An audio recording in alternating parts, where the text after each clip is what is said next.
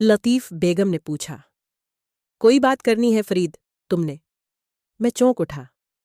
نن نہیں be B G, لطیف بیگم بولی۔ اچھا ٹھیک ہے، اور مسکرانے لگ گئیں۔ میں شرم کے مارے باہر برآمدے میں آ کر بیٹھ گیا۔ تھوڑی دیر بعد بی بی جی نے آواز لگائی۔ میں اندر گیا تو وہ بال بنا رہے تھیں شیشے کے آگے بیٹھ کر۔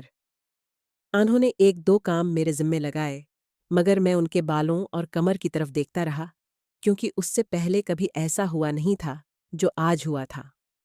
ان کی نند چھوٹی چوہد رائن رومانہ کی عمر اس وقت تقریباً 24 سال تھی۔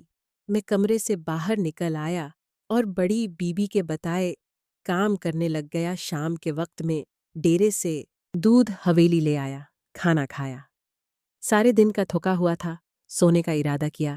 ابھی آنکھ لگنے ہی لگی تھی کہ مجھے بی بی جی کی آواز سنائی دی۔ میں جلدی سے اٹھ بیٹھا۔ میری عادت تھی رات کو قمیض اتار کر سونے کی، اسی معمول کے مطابق میں قمیض اتار کر سو رہا تھا۔ میں مطمئن تھا کہ اب اوپر کوئی نہیں آئے گا، مگر بڑی بی بی جی آ گئے۔ میں نے جلدی جلدی قمیض سرہانے والے طرف سے اٹھا کر پہنی اور پوچھا، جی بی بی جی؟ لطیف بیگم بولی، فرید آج برکتے نہیں آئی؟ میں نے کہا۔ وہ بتا رہی تھیں کہ آج انہیں کسی کام سے شہر جانا ہے، شاید اس لیے نہیں آئی۔ بڑی چوہدرائین نے کہا، اچھا چلو پھر ایسا کرو، مجھے پاؤں میں موچ آنے کی وجہ سے درد ہو رہا ہے، میرے پاؤں کی مالش کر دو۔ میں جی بی بی جی کہہ کر نیچے ان کے کمرے میں آ گیا۔ ان کی دونوں بچیاں سو رہی تھیں۔ جھولے میں ان کے روم کی لائٹ جل رہی تھی۔ وہ میرے آگے چل رہی تھیں، میں پیچھے آ رہا تھا۔ ان کے پچھلے حصے سے ظاہر ہو رہا تھا کہ وہ کافی بھرا بھرا ہے۔ ان کی کمر پر جب نظر پڑی تو لباس کی پٹی نظر نہیں آئی۔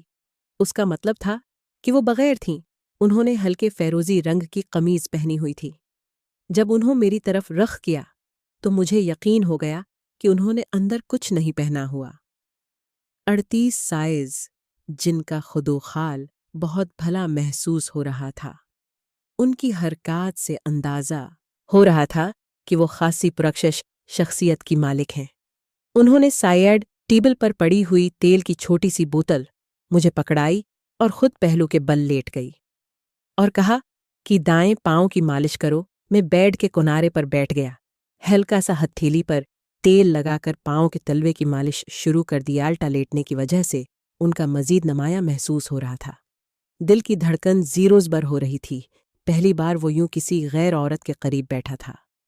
لطیف بیگم نے مڑ کر پیچھے دیکھا اور دھیمی آواز میں کہا، فرید ذرا میری کمر اور کندھے دبا دو۔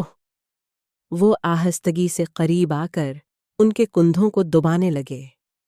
ان کے بندون کی نرمی اور لطافت ایک خاص احساس جگا رہی تھی، جس سے دل میں ہلکی سی بے چینی سی محسوس ہونے لگی۔ لطیف بیگم کے سر کارخ مخالف سمت پر تھا۔ میں اپنے دھیان میں دبانے میں مگن تھا۔ لطیف بیگم نے اپنی گردن موڑ کر سر میری طرف کر لیا۔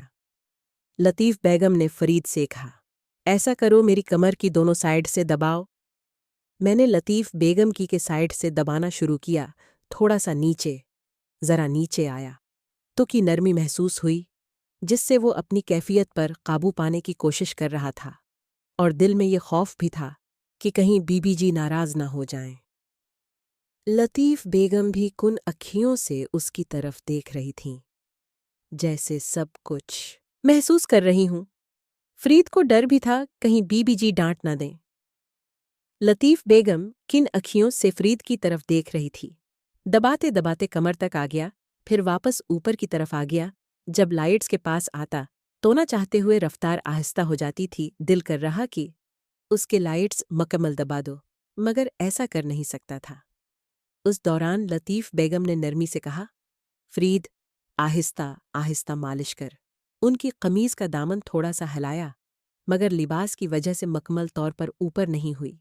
جب وہ خود تھوڑا سا پیٹ اوپر اٹھا کر درست ہوئی تو روشنی والے کمرے میں ان کی موجودگی دلکش لگ رہی تھی۔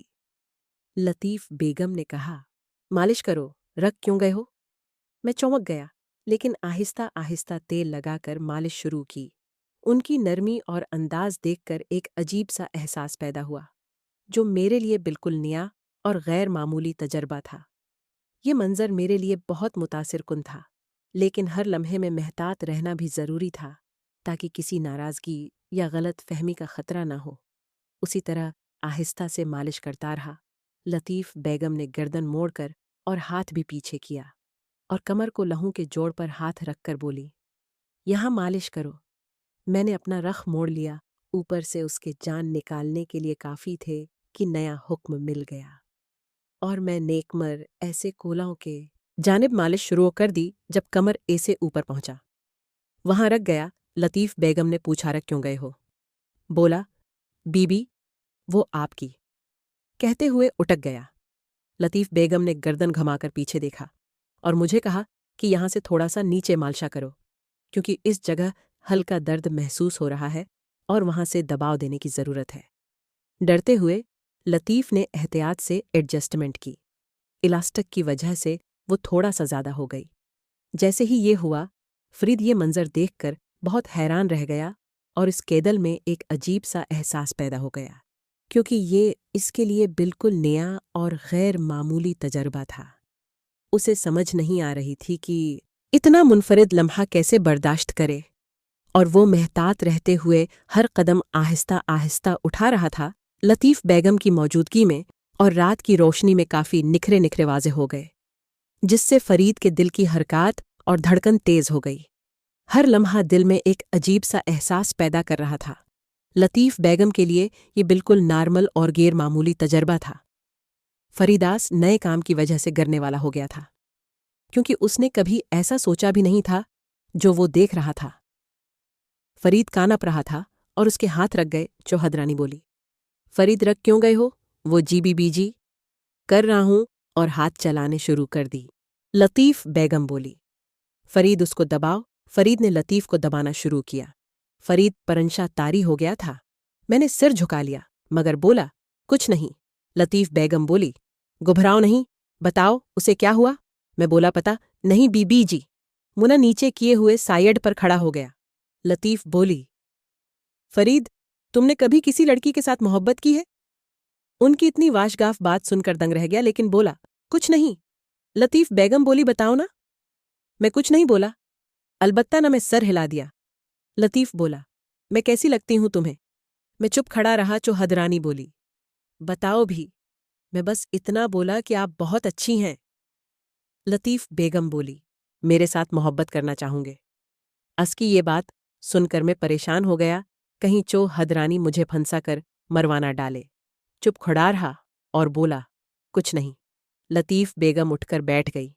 اس نے بغیر کوئی بات کیے کھلونے پکڑ لیے، کیونکہ وہ مجبور ہو چکی تھی۔ اسے پتہ چل گیا تھا کہ شروع سے کرنی پڑے گی، یہ کبھی پہل نہیں کر پائے گا۔ وہ کھلونے کو پکڑ کر کھیلنے لگ گئی تھی۔ چوہد رانی بیڈ پر اٹھ کر بیٹھی ہوئی تھی۔ میں بیڈ کے کنارے پر کھڑا تھا۔ لطیف بیگم بیڈ سے اٹھ کر کھڑی ہو گئی۔ اس نے مجھے گلے لگایا۔ میں دنگ رہ گیا۔ چوہد رانی لطیف کی اٹھتی خوشبو، کھلے بال۔ لطیف نے بوسہ لیا۔ لطیف کا قد مجھ سے کم تھا، میں قداور لڑکا تھا۔ لطیف درمیانے قد کی حامل تھی۔ میں بھی اب مجبور ہو چکا تھا اور لطیف کا ساتھ دینا شروع کر دیا پب جی میں۔ لطیف بیگم کے گالوں کو دیکھ کر مجھ پر عجیب کیفیت طاری ہو رہی تھی۔ بیگم کی سانسیں اب تیز ہو چکی تھیں۔